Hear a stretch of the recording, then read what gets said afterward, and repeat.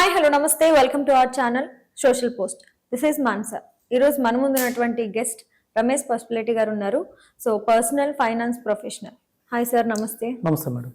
So present మనకి source of income ఎక్కువ కావాలి అని అనుకుంటే దేని మీద ఇన్వెస్ట్మెంట్ చేయడం బెటర్? అంటే స్టాక్ మార్కెట్, రియల్ ఎస్టేట్ లేదా డిజిటల్, దేంట్లో ఇన్వెస్ట్మెంట్ పెడితే బెటర్ ఆప్షన్ అంటారు మనం? అంటే మన హారిజన్ బట్టి. సో మనం డెఫినెట్గా ఇప్పుడు రియల్ ఎస్టేట్ కానివ్వండి, గోల్డ్ కానివ్వండి, లేకపోతే అదర్ ఫండ్స్ లో కూడా లాంగ్ టర్మ్ లోనే మనం ఇన్వెస్ట్ చేయాలి.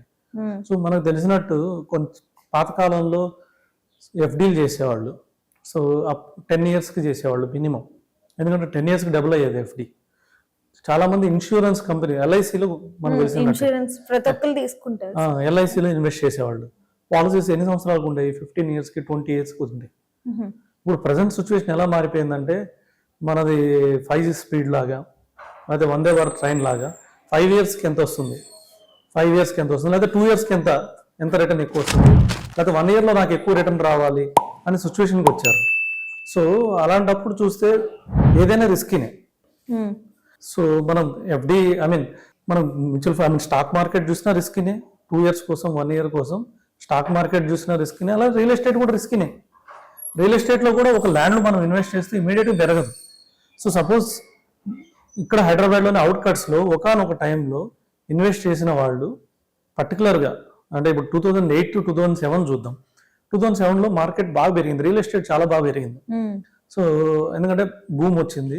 2006 to 2007 బాగా రియల్ ఎస్టేట్ పెరిగింది, మన ధరలు కూడా చాలా హైలో పోయాయి.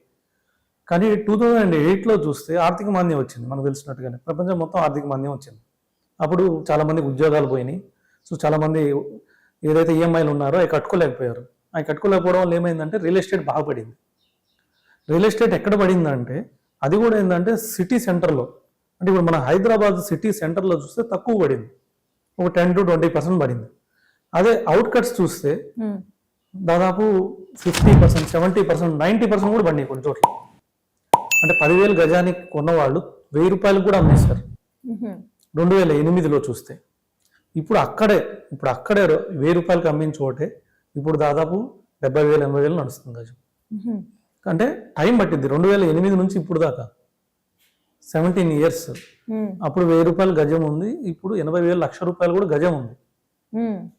అంతేగాని 1 yearలో 1,000 రూపాయల గజం, 1,00,000 రూపాయల గజం అవ్వలేదు, లేదా 2 yearsలో అవ్వలేదు, 5 yearsలో అవ్వలేదు. సో కొంచెం టైం పట్టింది. అట్లాగే స్టాక్ మార్కెట్ కూడా అంతే. స్టాక్ మార్కెట్ కూడా ఏంటంటే మనం మార్కెట్ పడినప్పుడు లార్జ్ క్యాప్స్ తక్కువ పడినాయి, స్మాల్ క్యాప్స్ ఎక్కువ పడినాయి. కానీ ఇప్పుడు మనం ఇందాక ల్యాండ్ అయితే ఎగ్జాంపుల్గా అనుకున్నాము, అది అవుట్కట్స్లోనే 1,000 రూపాయలు, 1,00,000 రూపాయలు అయింది. అప్పుడు కూడా సిటీ సెంటర్లో బంజారా హిల్స్ ఇలాంటి సిచ్యువేషన్లో 1,00,000 రూపాయలు ఉంది, 1,00,000 రూపాయలు అవ్వలేదు, 100 రెట్లు అవ్వలేదు. మేబీ 5 లక్షలు అయింది. కమర్షియల్ ఏరియా అయితే 10 లక్షలు అయింది, 10 times పెరిగింది. కానీ అవుట్కట్స్లో ఎక్కువ పెరిగినాయి. అలాగే మార్కెట్లో కూడా ఏంటంటే కొన్ని స్టాక్స్ ఎక్కువ పడి లాంగ్ టర్మ్లో ఎక్కువ పెరుగుతాయి. పర్టికులర్గా మిడ్ అండ్ స్మాల్ క్యాప్స్ ఇవి ఎక్కువ పడి ఎక్కువ పెరుగుతాయి. కానీ వాటికి టైం ఇవ్వాలి. కొద్దిగా మంచి కంపెనీస్లో పడినా కూడా ప్రాబ్లం లేదు. సో ఈ రెండు మంచివే ఇన్వెస్ట్మెంట్కి, ఇప్పుడు కూడా రెండు మంచివే. కొద్దిగా టైం ఇవ్వాలి వాటికి. ఇస్తే డెఫినెట్గా మనం అనుకున్న రిటర్న్ కన్నా చాలా ఎక్కువ రిటర్న్ వస్తుంది.